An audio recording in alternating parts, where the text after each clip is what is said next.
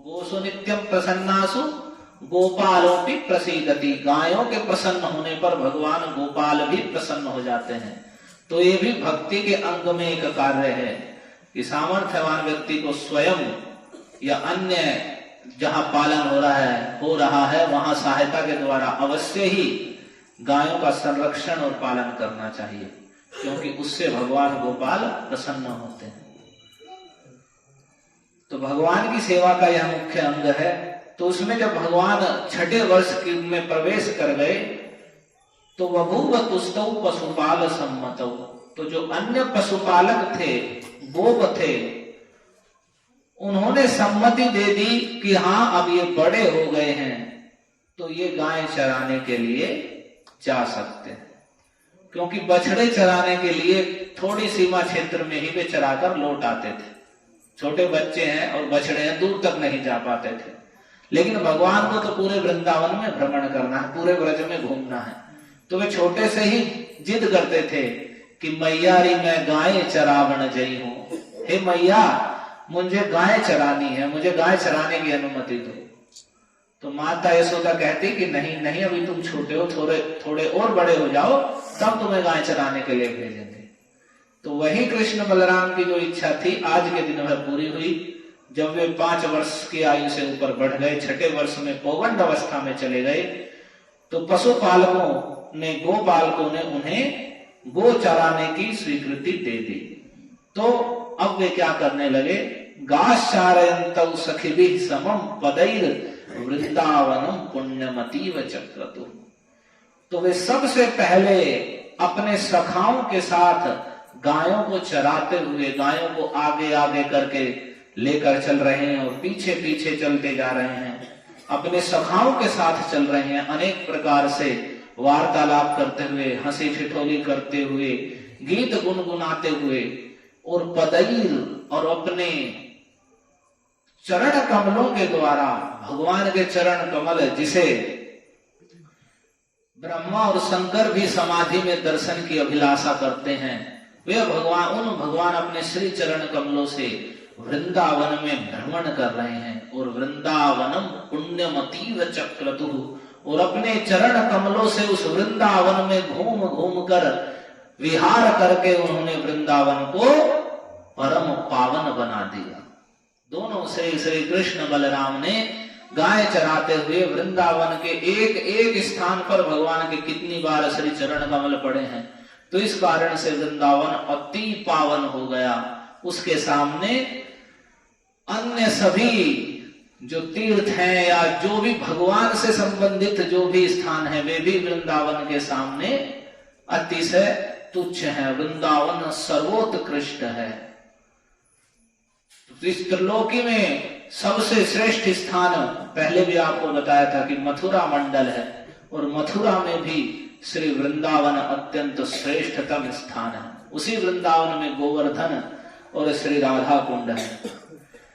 तो वह वृंदावन क्यों इतना पावन हो गया, तो भगवान श्री कृष्ण बलराम के चरण कमलों से वह वृंदावन में एक एक स्थान चिन्हित है। एक एक स्थान पर भगवान के चरण कमल पड़े हैं।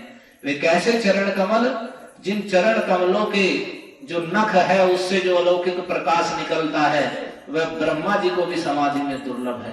तो उन चरण कमलों से वे वृंदावन में घूमे हैं, इसलिए वृंदावन परम पावन हो गया। और उसकी शोभा पहले से ही इतनी बढ़ी हुई थी। भगवान के विहार के लिए वहां सब प्रकार का जो सौंदर्य था प्रकृति का, वह सब कुछ वहां उपस्थित था। लेकिन अब भगवान के जाने से उसका सौंदर्य और उसकी महिमा, उसकी पावनता असीम हो गई, चरम सीमा पर पहुंच गई। श्री श्री कृष्ण बलराम की जय, वृंदावन धाम की जय।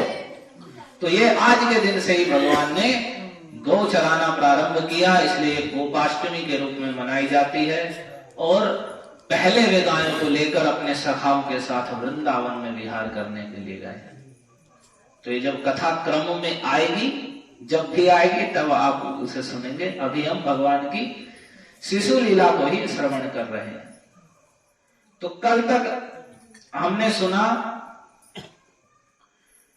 कि वे कृष्ण और बलराम जो घुटनों के बल चल रहे हैं, जिन्होंने हाथों में, पैरों में, कमर में सुंदर घुंघरुओं से युक्त आभूषण पहन रखे हैं, तो जब वे चलते हैं तो उसकी ध्वनि सुन करके, उन घुंघरुओं की रुंझुन की ध्वनि सुन के स्वयं ही आकर्षित होते हैं और प्रसन्न होते रहते हैं।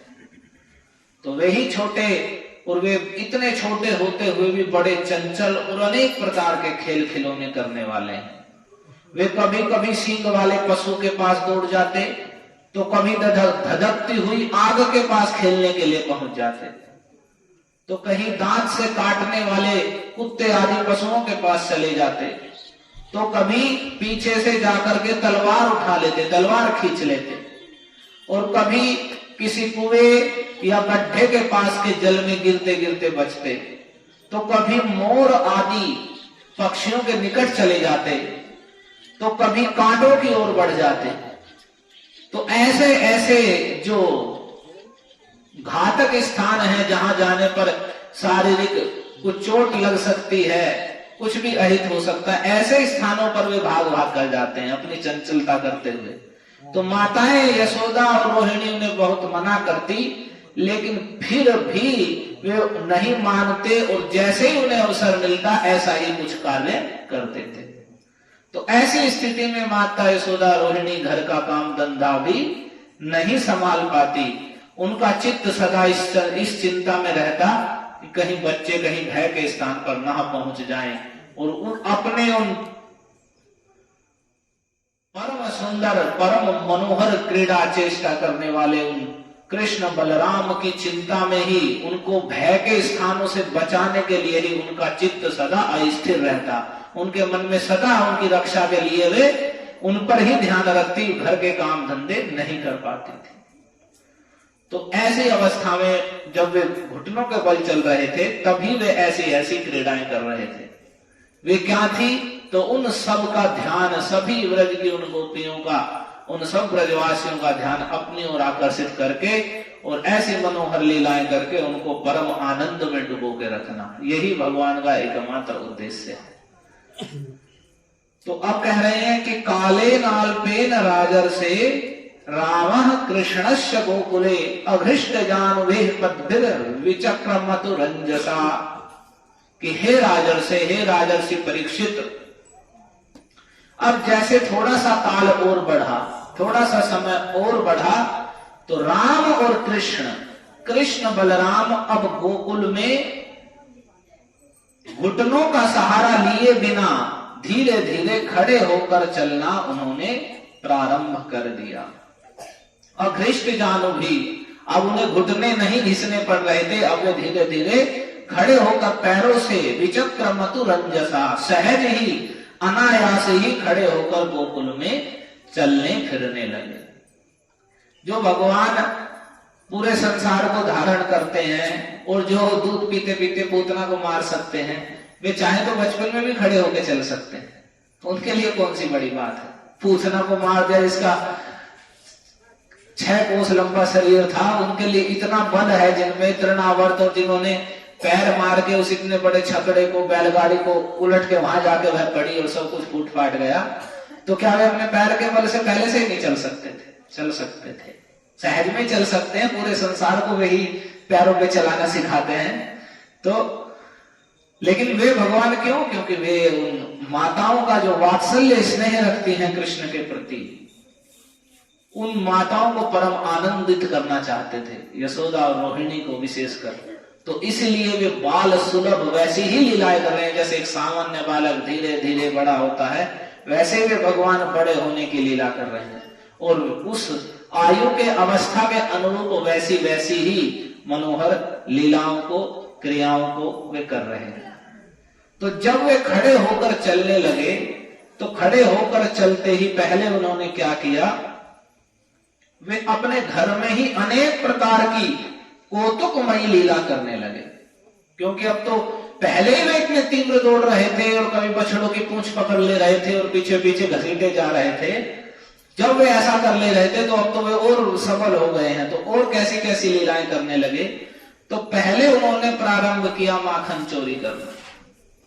तो माखन चोरी करना प्रारंभ करना, तो कहां से वे चोरी प्रारंभ की? तो पहले अपने घर से ही माखन चोरी प्रारंभ। कि घर में माता यशोदा तो माखन खिलाती हैं ही, लेकिन पीछे से अलग से छिपकर खाना या उसे बखेर देना, ये सब उन्होंने अपने घर में ही प्रारंभ किया।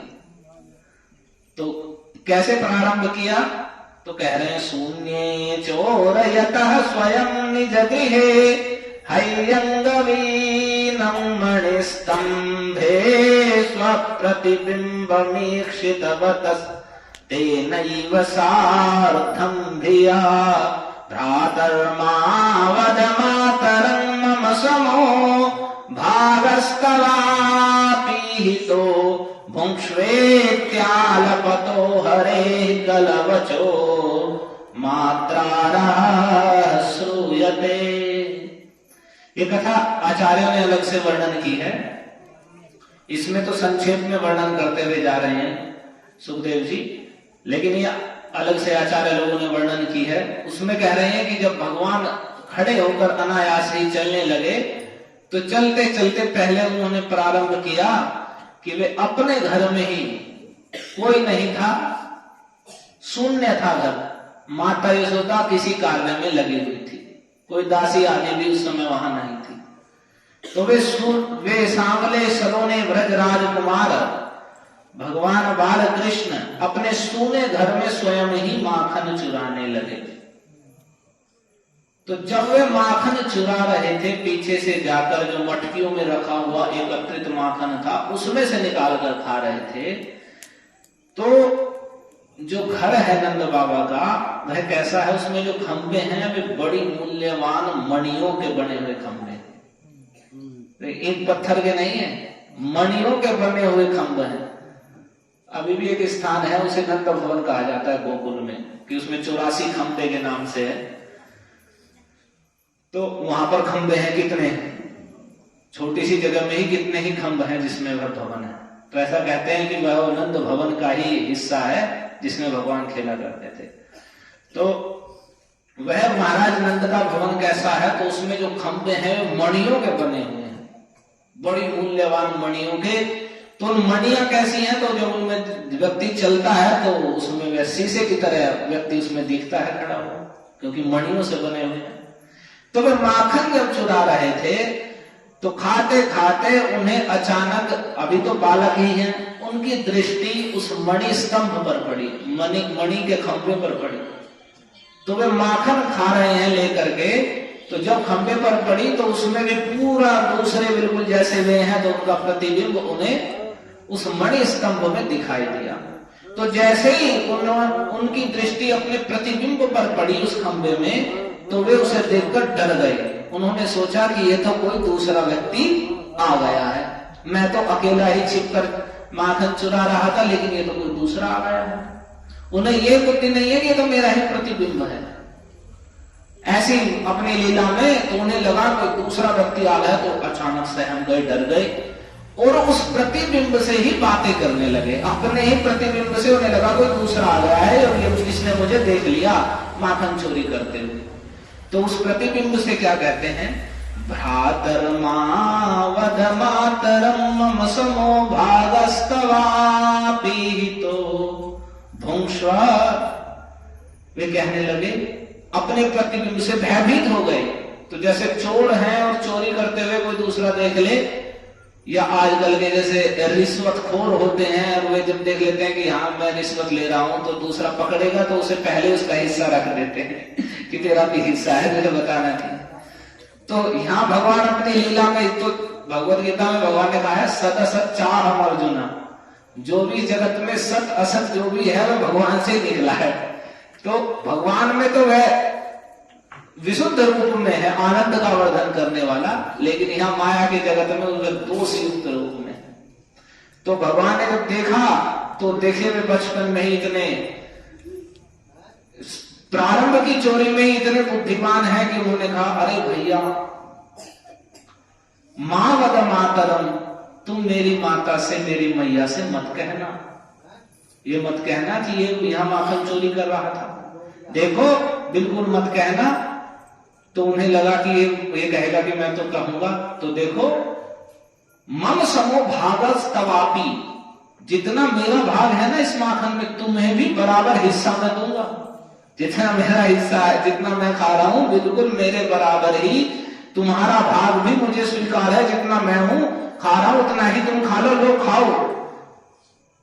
भूक्षवा ऐसा करके उस मणि स्तंभ पर ले जा करके उस माखन को देने लगे।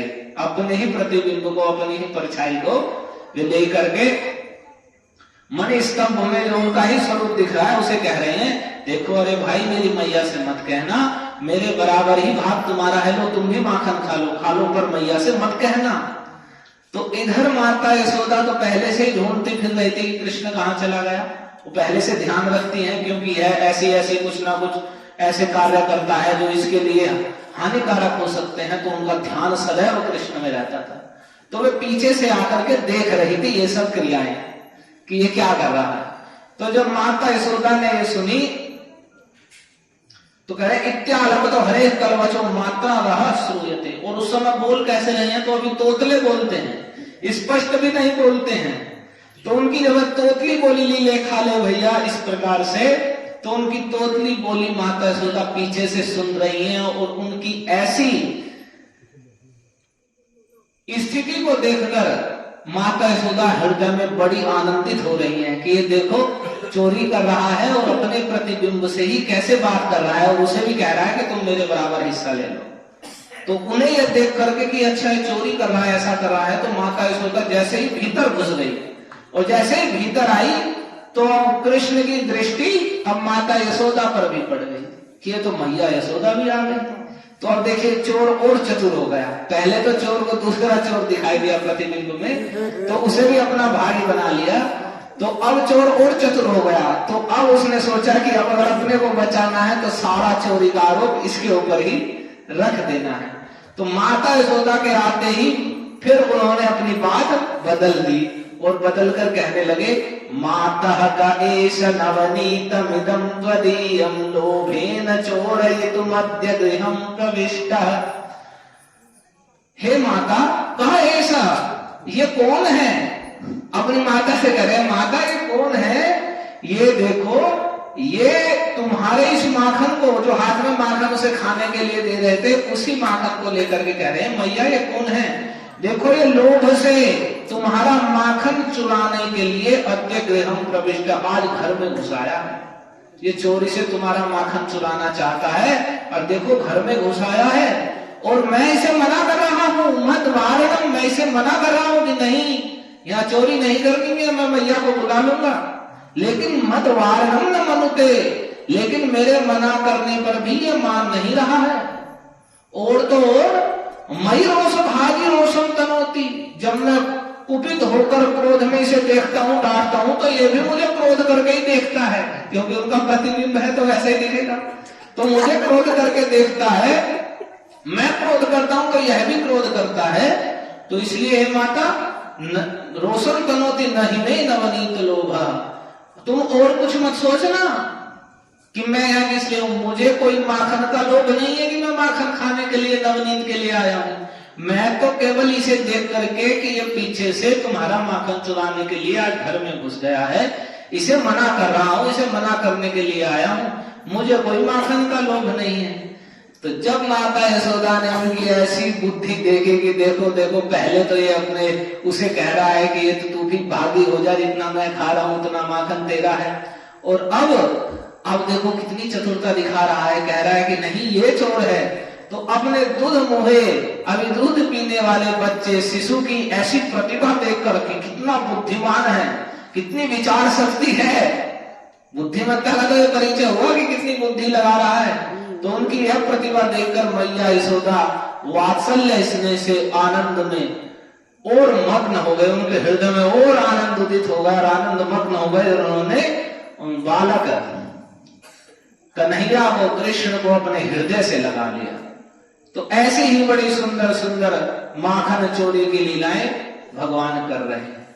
तो जब पहले दिन ऐसा हुआ तो उन देख करके तो माता यशोदा बोली हाँ हाँ तुम सही कह रहे हो, यही चोर है, तुम चोर नहीं हो।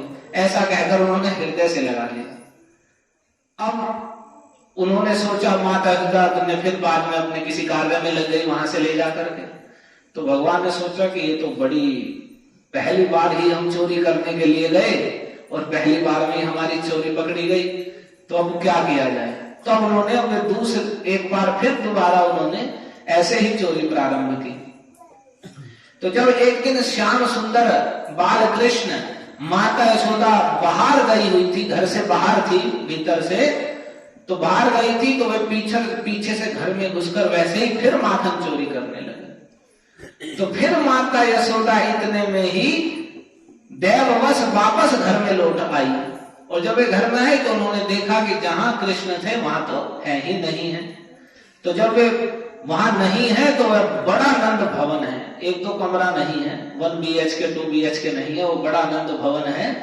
तो माता यशोदा ढूंढने लगी कि कृष्ण कहाँ गया, तो वे बुलाने लगी, वाह कृष्ण क्वासि करोसि किं पितरपि श्रुत्वैव मातुर्वचः सासंकं नवनीत चौर्य विरतो विस्रभ्यताम ब्रवीत। माता यशोदा आकर कहने लगी, हे कृष्ण क्वासी, तुम कहाँ हो, किम करोसी, तुम क्या कर रहे हो, क्योंकि उन्हें पता है ये कुछ ना कुछ वैसे ही उत्पात कर रहा होगा, ये बहुत चंचल है, बड़ा चपल है। तो वे कहने लगी, हे कृष्ण कहाँ हो, क्या कर रहे हो, किम पितरीति, हे ओ मेरे बाप तुम कहाँ हो, क्या कर रहे हो, क्या कर रहा है। ऐसा जब माता यशोदा ने जोर से कहा तो ये तो ऐसे हो गया कि चोर चोरी करने लगा और एकदम पुलिस की गाड़ी की आवाज आ गई तो चौकन ना हो जाए। तो जैसे माता यशोदा की ये कृष्ण कहाँ हो, क्या कर रहे हो मेरे बाप तुम कहाँ हो, ऐसी बात सुनी तो वे सुनते ही माखन चोर कृष्ण डर गए, शंकित हो गए, अरे ये तो मैया आ गई। तो आली तो पर क्या करे, हाथ तो उस मटकी में दे दिया था, तो अब हाथ पे तो माखन लगा हुआ है, करे तो करें क्या। तो माता की यह बात सुनकर कृष्ण डर गए और माखन चोरी से अलग हो गए। वहां से उन्होंने सोचा कुछ भी हो इससे तो दूर हो ही जाना है मटके से। तो नवनीत जो चोरी कर रहे थे वहां से हट गए, और माता यशोदा जब वहां पर आई तो आकर के माता यशोदा देखने लगी, क्या कर रहे हो, यहाँ क्या कर रहे हो। तो जैसे ही उन्होंने पूछा तो थोड़ी देर चुप रहे, और चुप रहकर फिर विचार कर बोले, माता कंकण पद्मराग महसा पानिर्ममा तप्यते तेनायं नवनीत भाण्ड विवरे विन्यस्य निर्वापिता। तो माता यशोदा के ऐसा कहने पर पूरे आत्मविश्वास के साथ बोल रहे हैं, भयभीत होकर नहीं कि डर गए हैं तो दिख रहा है साथ ही, बड़े आत्मविश्वास से कि हाँ पूर्ण रूप से विस्रब्धताम ब्रवीत, माता यशोदा को विश्वास दिलाते हुए कहने लगे, माता हे मैया कंकण पद्म राग महसा, आपने मेरे हाथ में कंगन पहना रखा है, और ये कंकन जो पहना रखा है इसमें पद्मराग लड़ा हुआ है। पद्मराग मणि होती है, जैसे ये अनेक प्रकार के रत्न पहनते हैं ना, तो जिनके घर में स्तंभ ही मणियों के हैं तो हाथों में कंकन में भी पद्मराग बहुमूल्य वस्तु है, तो उनके हाथ में जो कंगन पहन रखे हैं उसमें पद्मराग लगा हुआ है, पद्मराग के वे कंगन है, तो वह कुछ उष्ण होता है। तो ये कह रहे हैं कि देखो आपने जो कंगन मेरे हाथ में पहनाया हुआ है इसमें पद्मराग जड़ा हुआ है, तो ये इतना गर्म है, इतना उष्ण है कि इसकी लपट से मेरा हाथ जल रहा था, मेरे हाथ में बड़ी गर्मी हो रही थी, जलन की अनुभूति हो रही थी मुझे। तो अब आप तो चली गई घर से बाहर, तो मैं सोचने लगा इस जलन को कहाँ बुझाऊं, तो मेरे विचार आया, तेनायं नवनीत भाण्ड विवरे विन्यस्य निर्वापिता, मुझे ये दिखाई दे गई मटकी जिसमें माखन भरा हुआ था, तो मैंने सोचा कि चलो इसमें तो बड़ी जलन हो रही है, तो इस मटकी में ही, इस माखन में ही अपने हाथ को दे देता हूँ, और इसीलिए मैंने अपना हाथ इस मटकी में दिया, और तब जाकर ये जो मुझे जलन हो रही थी हाथ में यह शांत हो गई है। तो माता मैं यहाँ तो इसलिए आया था कि मेरे हाथ में जलन हो रही थी इस कंगन पहनने से, तो इस मैंने माखन के मटके में डालकर उस जलन को ही, उस अग्नि को ही बुझाया है, मैं तो बस इसलिए यहाँ आया था। तो जब माता यशोदा ने कृष्ण की, मधुर कृष्ण की ऐसी तोतली वाणी में और ऐसी विचारपूर्ण बात सुनी तो माता यशोदा तो मुग्ध हो गई कि इसे इतनी बुद्धि आ कहां से रही है। बड़े बड़े विचारपूर्ण बहाने बना रहा है कि पकड़ा ना जाए बिल्कुल, और बोल भी कैसे रहा, बिल्कुल विश्वास पूर्वक, बिल्कुल मुख पर कोई ऐसा भाव नहीं है कि लगे कि हाँ चोरी है, चोर पकड़ा गया है। तो माता यशोदा मधुर कन्हैया की ऐसी मधुर तोतली कल ध्वनि सुनकर के मुग्ध हो गई और कहने लगी, आओ बेटा। ऐसा कहकर उन्होंने फिर अपने लाला को गोद में उठा लिया। वे उसे डांट भी नहीं सकी कि उसे कुछ कह दे, तुम क्या कर रहे हो। बस उसका मुख देख करके, उसकी मनोहर वाणी और चेष्टाएं सुन के बस उन्होंने उठाया और हृदय से लगाया और प्रेम से उन्हें चुंबन करने लगी, चूमने लगी। तो एक दिन जब बार बार कृष्ण ऐसे चोरी कर रहे थे तो माता यशोदा ने उन्हें डांटना प्रारंभ किया कि ये तो प्रतिदिन ही ऐसा करने लगा है। तो एक दिन माखन चोरी करते हुए जब उन्होंने कृष्ण को देखा तो उन्हें डांट लगाई। तो जैसे ही डांट लगाई तो क्षुम्नाभ्यम भ्याम कुटमलेन विदलत बाष्पाम्बुदेभ्याम रुदन होमिति रुद्ध कंठ कुहरात स्पष्ट वाग विभ्रम मात्रा सौ नवनीत चौव्य कुटुके प्राभत्सिता स्वांचले नावज्यास्य मुखं तवैतदखिलं वत्सेति कंठे कृता। तो जब उन्होंने कृष्ण को डांट फटकार लगाई तो उसे सुनते ही कह रहे बाष्पाम्बुदिभ्याम, अब तो उनके सुंदर सुंदर कमल नेत्रों से जल बहाना शुरू कर दिया। दोनों नेत्रों से आंसुओं की झड़ी लग गई और छोटे छोटे से उनके हाथ हैं, सुंदर कमल की भांति। अभी जैसे छोटा सा कमल जब होता है, कमल की नाल होती है और बड़ा सुकोमल होता है, तो वैसे उनके सुंदर कोमल कोमल हस्त कमल हैं, अरुण वर्ण के, लाल वर्ण के। अब उन्होंने रोना प्रारंभ कर दिया और अपने कर कमलों से आंखें मलने लगे और रुदन करने लगे, हुम मिति ऊ करके रोना, जोर जोर से रोना प्रारंभ कर दिया। तो जब और मुंह से बोल नहीं आता था, माता यशोदा पूछ रही है चोरी क्यों कर रहे हो, तो ऐसा उन्होंने, अब ये अंतिम अस्त्र था। वे जानते थे कि माता यशोदा मुझसे स्नेह करती है, तो अब जब कहीं नहीं, कुछ भी नहीं चला, कोई बहाना नहीं चला और माता यशोदा ने डांट लगा दी, तो बस रोना प्रारंभ कर दिया। अपने हाथों से अपनी आंखें मलने लगे, गला रुंध गया, आवाज नहीं निकल रही थी गले से, इतना जोर जोर से, इतने विलाप करके, इतने भयभीत होकर रोना प्रारंभ कर दिया। तो एक सामान्य माता जिसका एक ही पुत्र हो और वो कितना स्नेह करती है, और इसमें माता यशोदा के नंद महाराज के यहाँ बड़ी आयु में, आयु कितनी आयु चली गई थी, और अंत में जाकर के एक ऐसा अनुपम, जिसकी कहीं उपमा नहीं की जा सकती है, ऐसा शिशु, ऐसा बालक उनके घर जन्मा है। तो माता यशोदा के स्नेह की तो कोई सीमा ही नहीं है। तो अब एक मात्र पुत्र, और वह उन्होंने डांट, लेकिन एक विशेष बात है कि माता यशोदा ने डांट लगाई। ऐसा नहीं है कि उन्होंने ये सोचा कि तो बच्चा है, चलो इकलौता है तो वे अभी बिगाड़ देंगे उसे, और जो मन में आए जो भी उल्टा सीधा खिलाएंगे और बिगाड़ करके बिल्कुल वो शुरू से ही पूरा उद्दंड बना देंगे। नहीं, जैसे उन्होंने देखा कि गलती कर रहा है तो उन्होंने प्रारंभ से ही डांटना प्रारंभ कर दी। जबकि शास्त्र में कहा गया है कि बच्चे को 5 साल तक स्नेह करना चाहिए, और 5 साल से फिर 5 से 15 तक की आयु में उसे ताड़ना देनी चाहिए, अर्थात उसे गलती करने पर उसे सिखाने के लिए उसे पिटाई आदि भी करना पड़े तो उसकी करनी चाहिए। और प्राप्ते तो 16 वर्षे पुत्रम मित्र वदाचरित, और जब 16 वर्ष की अवस्था को प्राप्त हो तब उसके साथ मित्रतापूर्ण व्यवहार करना चाहिए। ऐसा करने से उसका सही विकास होता है। लेकिन लोग क्या करते हैं कि उसे 15 साल तक स्नेह देते हैं, और 15 साल तक स्नेह दे देकर जब वो बिल्कुल पक लेता है, जो इच्छा करता है वही उपलब्ध होती है, और उससे आगे वैसा नहीं हो पाता, क्योंकि अब तो उसकी इच्छाएं भी बढ़ जाती हैं। तो जब वे बढ़ जाती हैं और वह पूर्ति नहीं होती तो फिर वो नहीं, माता पिता को वह कष्ट देने लगता है। उनके द्वारा किया गया स्नेह ही वो अंधा स्नेह है। तो स्नेह का अर्थ ये नहीं होता कि उसे बिगाड़ दिया जाए बच्चे को। स्नेह का अर्थ है कि हम अगर वास्तव में उसे स्नेह करते हैं, जो उसमें उसका हित है, जिसमें उसका कल्याण है, हमें वह करना है। ना कि स्नेह में अंधे होकर उसे कुछ भी खिलाना पिलाना और जो मन में आए वही करने देना। तो अगर ऐसा करने देंगे तो हम वास्तव में स्नेह नहीं कर रहे हैं, हम अज्ञानता के कारण उसका अहित कर रहे हैं। तो शास्त्र की विधि यही है कि लालयत 5 वर्षानि 10 वर्षानि ताड़यत, 5 साल तक जितना स्नेह करना है उतना करो, और 10 वर्षानि 5 से 15 तक उसे ताड़ना दो, उसे सिखाओ जो भी सभ्यता सदाचार जो भी कुछ है।